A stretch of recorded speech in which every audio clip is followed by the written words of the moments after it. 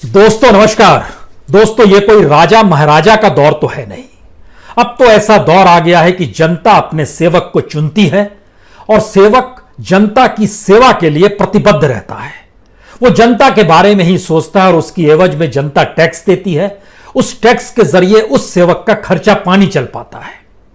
क्योंकि राजा महाराजा का जिक्र होता तो फिर राजा महाराजा तो कुछ भी टैक्स लाद देते और जनता की स्थिति कैसे भी होती, लेकिन महल में कैद राजा कहां जानता है कि बाहर किस स्थिति में जनता जी रही है। उसकी त्रासदी, उसके घाव, उसकी पीड़ा, उसके दर्द को राजा कहां समझ पाता है। लेकिन अब तो लोकतंत्र है और अब तो सेवक और प्रधान सेवक का जिक्र है और अब तो जनता का जिक्र है, नागरिक का जिक्र है, वोटर का जिक्र है, संविधान का जिक्र है और शायद सेवक के कांधे पर इतना बोझ है काम का कि दरअसल वह नीतियों बनाने में और उसको लागू कराने में ही लगा रहता है।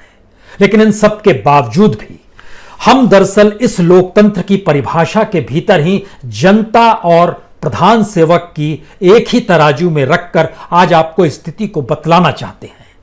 क्योंकि भारत के भीतर में शाही मिजाज से कहीं ज्यादा शाही मिजाज की स्थिति को इस देश के प्रधान सेवक भोगते हैं। राजा की जिम्मेदारी जनता के प्रति क्या होती थी नहीं कहा जा सकता है, लेकिन जो प्रधान सेवक की जिम्मेदारी होती है वह बीते 6 बरस में इस देश के भीतर में कोई पॉलिसी आपके सामने ऐसी नहीं आएगी जो सफल हो गई हो और आप कहें वाकई कमाल का काम हुआ है। ऐसी कोई फंडामेंटल पॉलिसी आपके जहन में आएगी ही नहीं।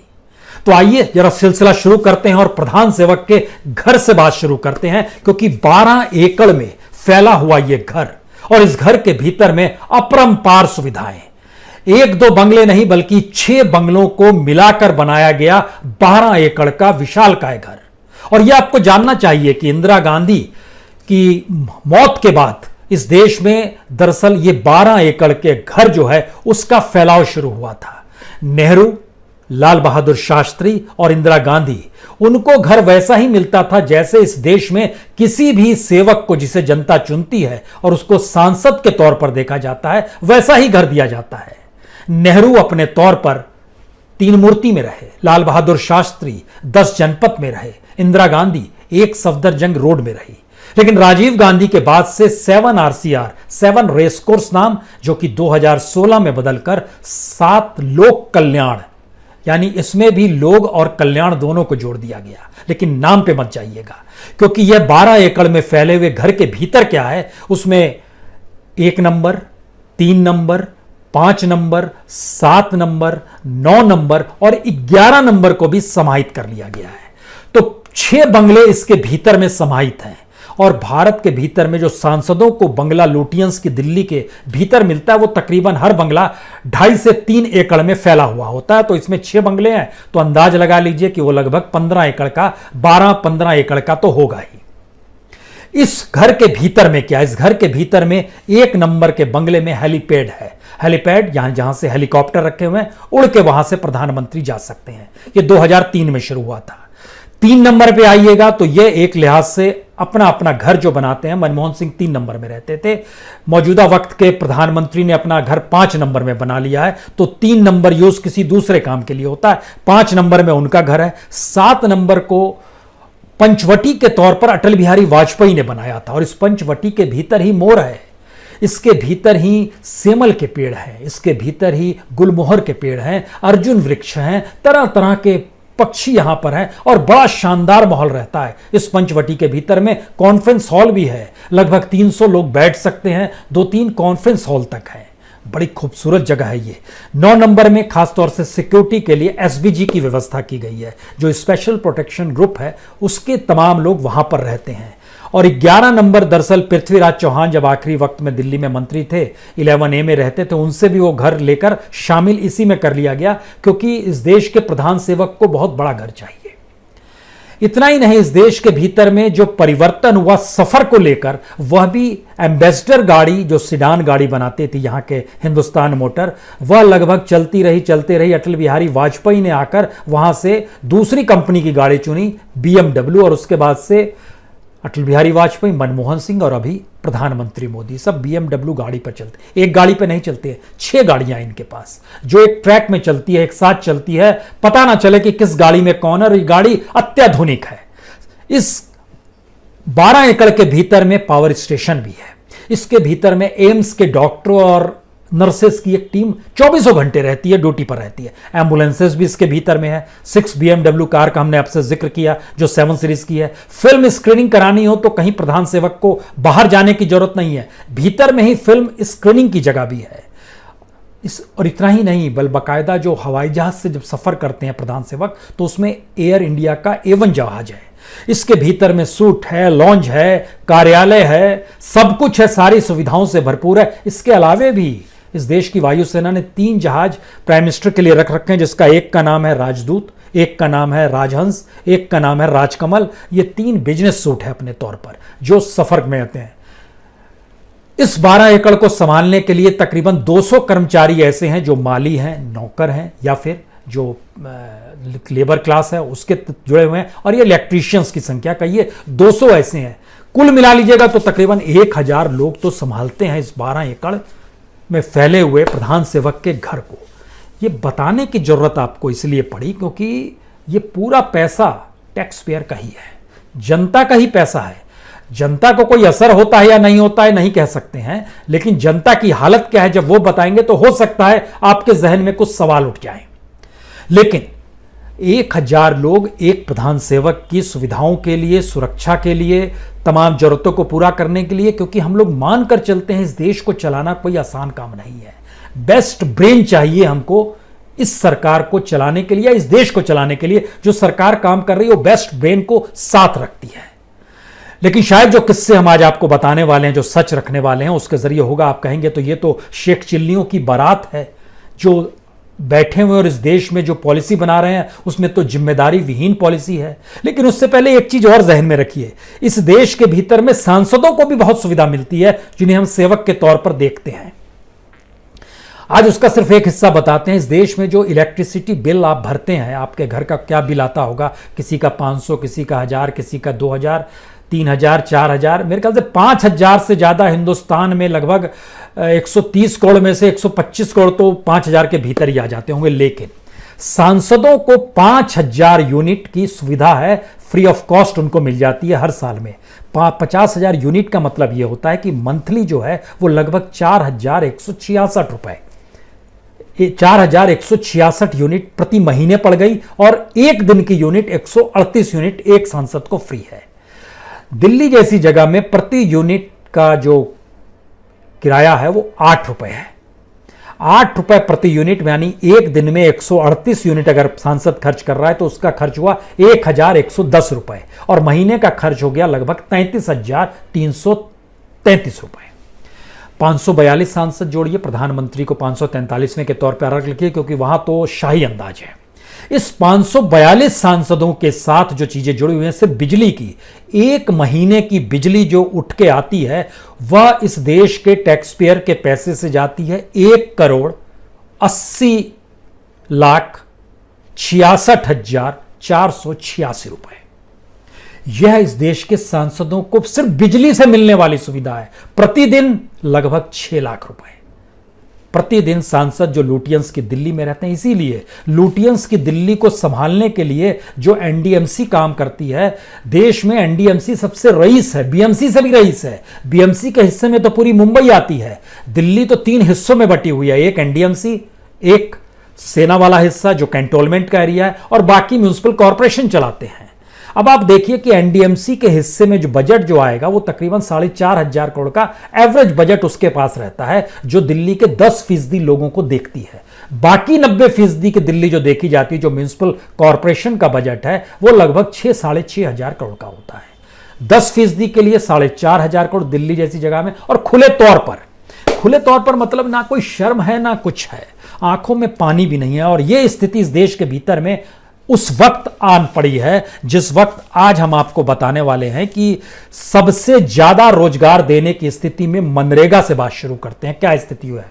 मनरेगा को लेके बहुत ढोल पीटे जा रहे हैं कि हमने 40,000 करोड़ रुपए दे दिए हैं। बजट हमारा 60,000 करोड़ का था, अब ये 1 लाख करोड़ का बजट हो गया है, इसलिए मनरेगा के जरिए तो किसानों को खूब मिल रहा है।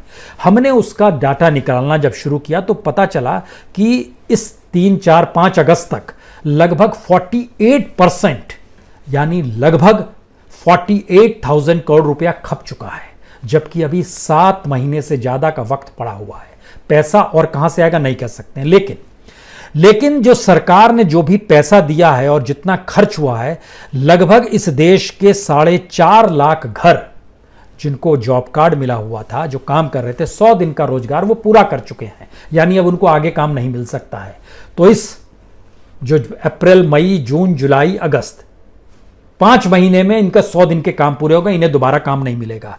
जो 38 लाख घर हैं उनको लगभग, उन्होंने जो काम किया है लगभग 80 दिन से लेके 100 दिन के बीच में वो काम कर चुके हैं। 99 दिन मानिए, उतने दिन काम कर चुके हैं। उनके पास भी एवरेज काम 10 से 20 दिन का बचा हुआ है। हमने जब इस चीज को निकाला कि अब वाकई जितनी बड़ी तादाद में मनरेगा के तहत लोग काम करते हैं, उतना पैसा सरकार 1 लाख करोड़ अगर बजट बना रही है तो हो जाएगा क्या पूरा? बिल्कुल नहीं होगा, क्योंकि सरकार ने जितना दिया है उसमें 14 करोड़ लोगों को सिर्फ 1 साल में 60 दिन का काम मिलेगा। और एवरेज स्थिति यह रही है जब से यह चालू हुआ है, 5 से 6 करोड़ से ज्यादा लोगों को काम मिल नहीं पाता है मनरेगा के तहत ही। लेकिन हमने 14 करोड़ जोड़ दिया, सभी को जोड़ दिया। सभी को भी देंगे तो आप 60 दिन ही काम दे सकते हैं। 60 दिन काम देंगे और 240 रुपए कर दिया गया है 1 दिन का। तो इसका मतलब है कि 60 दिन को 60 दिन अगर 240 रुपए मिलेंगे तो सब मिलाइएगा तो 14,400 रुपए होंगे। यानी एक व्यक्ति के हिस्से में 14,400 रुपए आए तो पर डे उसके पास आ रहे हैं सिर्फ 39 रुपए 45 पैसे। इस हिसाब से मनरेगा अगर 14 करोड़ को काम दे दिया जाए तो, और अगर इसमें 100 दिन काम दिया जाए और इसमें सबको दे दिया जाए 14 करोड़ को काम, तब ये 65 रुपए प्रतिदिन के हिसाब से उनके हिस्से में आएंगे। और इसके लिए बजट आपको मनरेगा का बढ़ाकर 2 लाख करोड़ तो कम से कम करना होगा।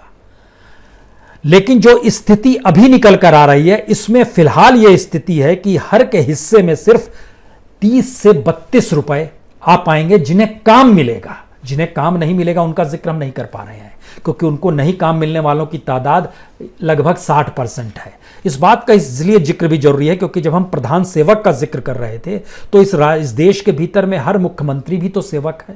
लेकिन संयोग ऐसा हुआ है कि दिल्ली ने कुछ इस तरीके से परिभाषा गढ़ दी, जो 12 एकड़ के मकान से, उसमें हर राज्य का मुखिया अपने तौर को दिल्ली के प्रधान सेवक के तर्ज पर ही देखना चाहता है और उसी रूप में अब वो काम करने लगा है। चाहे वो महाराष्ट्र के सेवक हों, चाहे वो बिहार के सेवक हो। बिहार के सेवक ने तो अपने तौर पर कह दिया, जो मुख्यमंत्री के तौर पर, हम लोग हर हफ्ते में 10 लाख जॉब दे रहे हैं। जब पता किया गया, पूछा गया कहां से जोड़ना, पता चला मनरेगा से जोड़ रहे हैं। जब मनरेगा का डाटा गवर्नमेंट ऑफ इंडिया से निकाला गया तो पता चला कि 18,06,766 घर ऐसे हैं जो कह रहे हैं कि हमको जॉब कार्ड तो दे दो। यानी रजिस्ट्रेशन हो गया, जॉब कार्ड तक नहीं दे पा रहे हैं। लेकिन इन्होंने ऐलान कर देते हैं, यानी कुछ भी कह देना। जो दिल्ली के प्रधान सेवक की परंपरा शुरू हुई, बिहार ने भी इसको गिरफ्त में ले लिया। इसको सबसे ज्यादा बड़ी गिरफ्त में महाराष्ट्र में लिया गया, जो अपनी ताकत के हिसाब से चीजों को चलाना चाहते हैं। हम उस सच पर आए उससे पहले और भी एक स्थिति देख लीजिए। आंगनबाड़ी इस देश के भीतर में चलता है। थोड़ा गरीबों का जिक्र भी कर रहे हैं क्योंकि दूसरी तरफ सेवक का जिक्र हो रहा है, या फिर एक शाही मिजाज के व्यक्ति का जिक्र हो रहा है।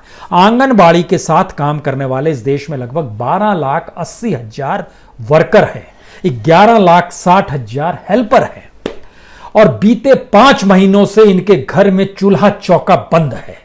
5 किलो अनाज के लिए तरस रहे हैं, उसी के अनुसार जी रहे हैं। यह स्थिति इस देश के आंगनबाड़ी हेल्पर्स और कर्मचारियों की है जो उसके साथ जुड़े हुए हैं। इतना ही नहीं, हमने देखा कि नए नए ऐलान, आज भी एक ऐलान हुआ मत्स्य योजना का। उसमें भी प्रधानमंत्री ने, प्रधान सेवक ने पूछा एक महिला से, तुम्हारी आय दुगनी हो गई या तुम्हारी आय बढ़ गई? उसने बोला जी बहुत बढ़ गई। और उसको अगर ध्यान से सुनिएगा, हम लोग अब सुनाने की स्थिति में नहीं आ पाते हैं क्योंकि शाही मिजाज बड़े शाही मिजाज में चलता है। पता नहीं वो कब क्या कर से, किस मोड में आ जाए, क्या कर दे। चैनल में तो उसने अंधेरा कर दिया था, अब पता नहीं किस मोड में आ जाए, क्योंकि इसी मोड में अब महाराष्ट्र के सेवक आ जाते हैं, बिहार के सेवक उसी रूप में उदाहरण देते हैं। कमोवेश हर राज्य की स्थिति यही हो गई है। यानी प्रधान सेवक का मुखौटा कमोवेश हर राज्य के सेवक के चेहरे पर आकर चस्पा हो चला है। आंगनबाड़ी सेंटर में सरकार ने ही जानकारी दी कि 3,62,940 आंगनबाड़ी, देश के भीतर में कुल तो आंगनबाड़ी है लगभग 13 लाख, इनके पास टॉयलेट तक नहीं था, पैसा नहीं है। 1,60,000 आंगनवाड़ी में पीने का पानी नहीं है। क्यों नहीं है? पाइपलाइन बिछाने के लिए पैसा नहीं है। और इन सब के बीच पोषण अभियान भी शुरू करने का जिक्र हो गया, मत्स्य योजना शुरू कर दी गई अपने तौर पर।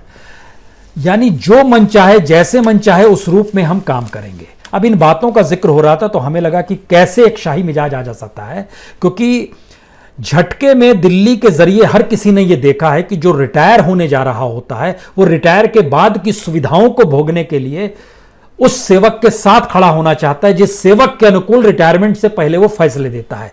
इस देश के मुख्य न्यायाधीश रंजन गोगोई पार्लियामेंट पहुंच गए। इस देश के जस्टिस रिटायर हुए हैं मिश्रा जी, उनको लेकर कई सवाल हैं। चुनाव आयुक्त कौन बन गए? अशोक लवासा जो थे चुनाव आयुक्त से ट्रांसफर उनको कर दिया गया, वाइस प्रेसिडेंट बन गए हैं एशियन डेवलपमेंट बैंक के।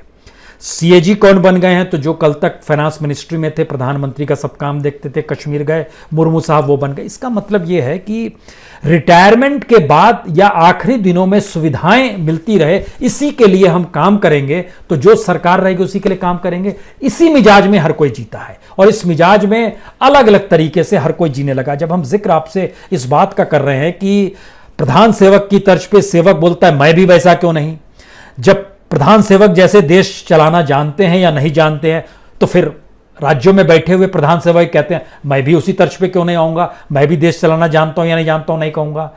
प्रधान सेवक का विरोध कोई कर नहीं सकता है, सवाल कोई पूछ नहीं सकता है, तो राज्यों में बैठे हुए जो सेवक हैं उनसे सवाल कौन करेगा और कौन पूछेगा? उनको या तो बंदिश लगा दी जाएगी, बंद कर दिया जाएगा, घर ढहा दिया जाएगा, जो मन चाहे सो कर लिया जाएगा। क्योंकि जो उदाहरण हम आपको देने वाले हैं इसको थोड़ा समझ लीजिए। जिक्र बीएमसी का हम जानबूझ के करना चाहते हैं, इसलिए करना चाहते हैं क्योंकि भिंड म्युनिसिपल कॉरपोरेशन जो है, जो उसने जो कार्रवाई की है, ये आपको जानना चाहिए कि डाटा जब निकाला गया कि पिछले 4 साल के भीतर में बीएमसी के पास कितनी शिकायतें पहुंची मुंबई और नवी मुंबई और ठाणे के इलाके को लेकर कि यहां अनऑथराइज्ड कंस्ट्रक्शन हो रहा है, वो डाटा चौंकाने वाला है। लगभग 80,000 से ज्यादा कंप्लेन आई, जिन पे कार्रवाई की शुरुआत की गई वो लगभग 5,000 है।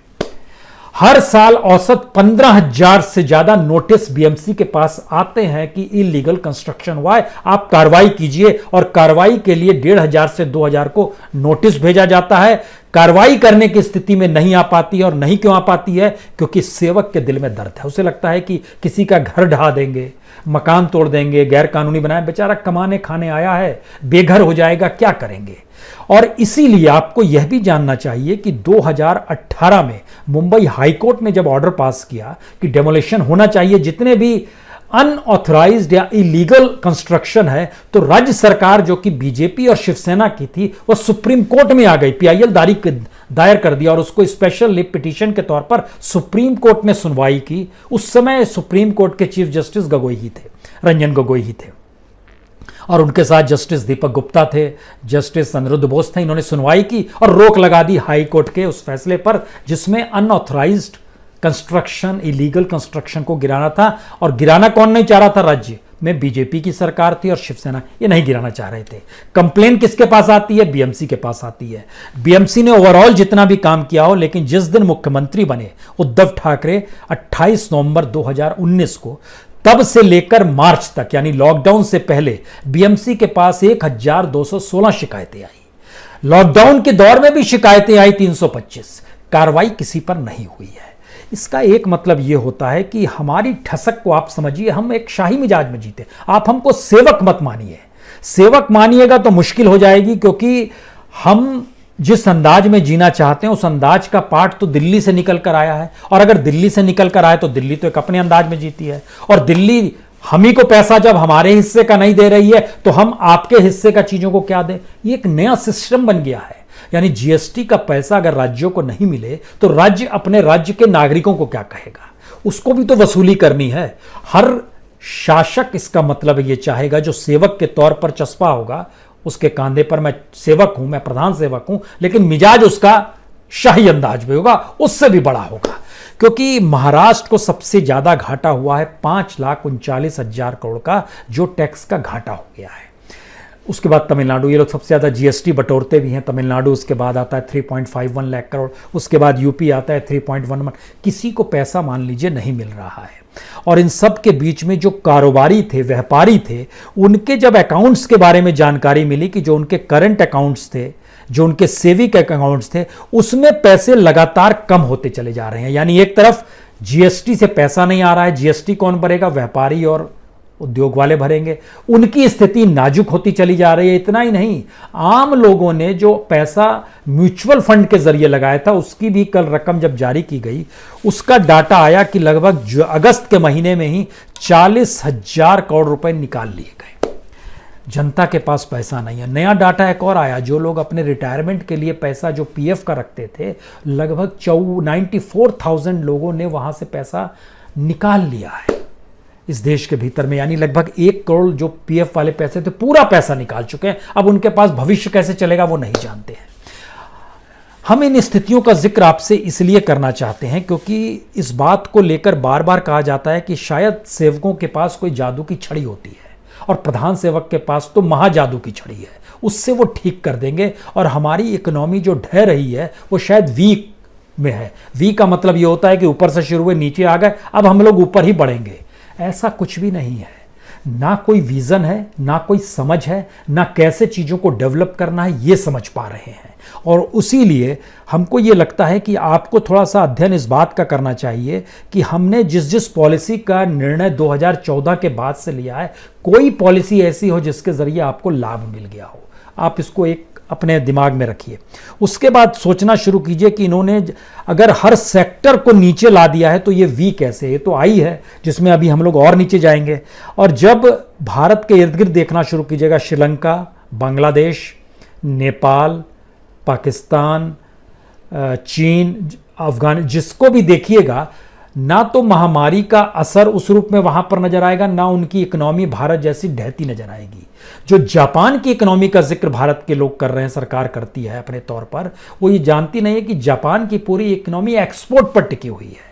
भारत एक्सपोर्ट पर नहीं टिका हुआ है। लेकिन इन सब के बीच में भारत ने 2 नाटक किए। एक कहा हम आत्मनिर्भर हो जाएंगे, तो आत्मनिर्भर होने के लिए आपको इंपोर्ट टैक्स बढ़ा देना चाहिए, जिसके जरिए जो इंपोर्ट करेंगे वो कम से कम उन पर टैक्स ज़्यादा लगे तो भारत में पैसा भी आए, अगर इंपोर्ट करने को रुक भी जाए तो यहाँ के लोग, वो भी आपने नहीं किया। दूसरी स्थिति क्या है, जब आप आत्मनिर्भर भारत को जिक्र करते हैं, वैसे ही आपको यहाँ की इंडस्ट्री को लेकर संरक्षणवादी होना होगा। और इस समय पूरी दुनिया में हर देश संरक्षणवाद की दिशा में बढ़ चुका है।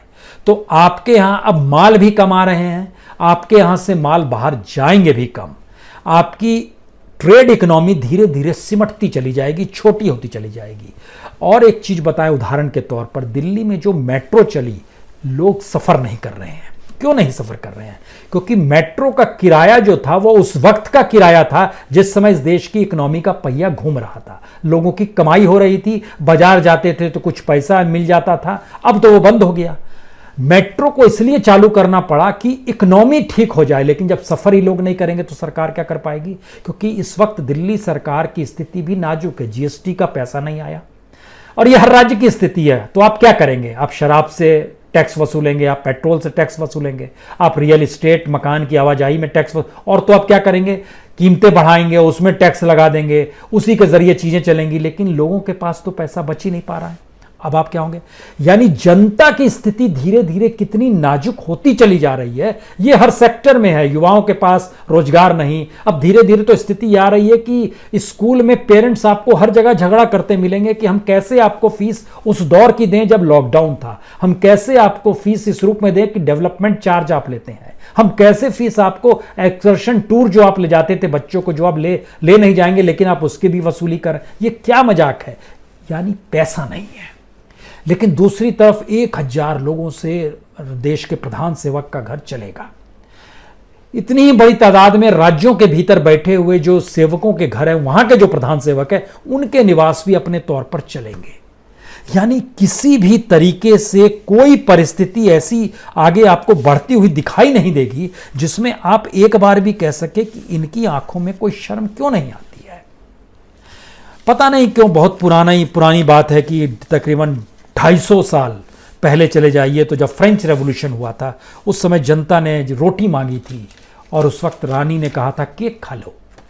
यानी शाही महल के भीतर बैठे हुए लोगों के लिए केक और रोटी में भी अंतर कर पाना मुश्किल होता है। और शायद इसीलिए जब ऐलान एक के बाद एक योजनाओं का हो रहा है, और आज भी जब मत्स्य योजना का ऐलान हुआ और एक महिला से यह पूछा गया तुम्हारी आय बढ़ गई, वो बेचारी क्या कहेगी? उसको जो पढ़ाया लिखाया गया होगा या इस शर्त पे उसको लाया गया होगा कि इसके एवज में तुमको 2 जून की रोटी 2 दिन के लिए मुहैया हो जाएगी, कुछ भी दिया गया होगा। यही हो रहा है इस देश के भीतर में, और हर कोई प्रोपेगेंडा के आश्रय जी रहा है। एक आखिरी बात जिसका जिक्र हमको लगता है अगली बार करेंगे, लेकिन एक आखिरी बात, इस देश के भीतर में अगर एक भी राष्ट्रीय चैनल खड़ा हो जाए, 1 साल के लिए वो पेट पे गांठ बांध ले कि चाहे एडवर्टाइजर छोड़कर चले जाएं, चाहे सरकार से कुछ भी लड़ना हो, लेकिन इस देश का सच हम सामने लेकर आएंगे और हम कोई रिपोर्टिंग नहीं करेंगे, इस देश के अलग अलग सेक्टर का सच लेकर आएंगे, तो यकीन जानिए ये सेवकों की सत्ता ढह के इस देश में गिर जाएगी, जनता खड़ी हो जाएगी। इसका जिक्र अगले बार। बहुत बहुत शुक्रिया, बहुत बहुत शुक्रिया।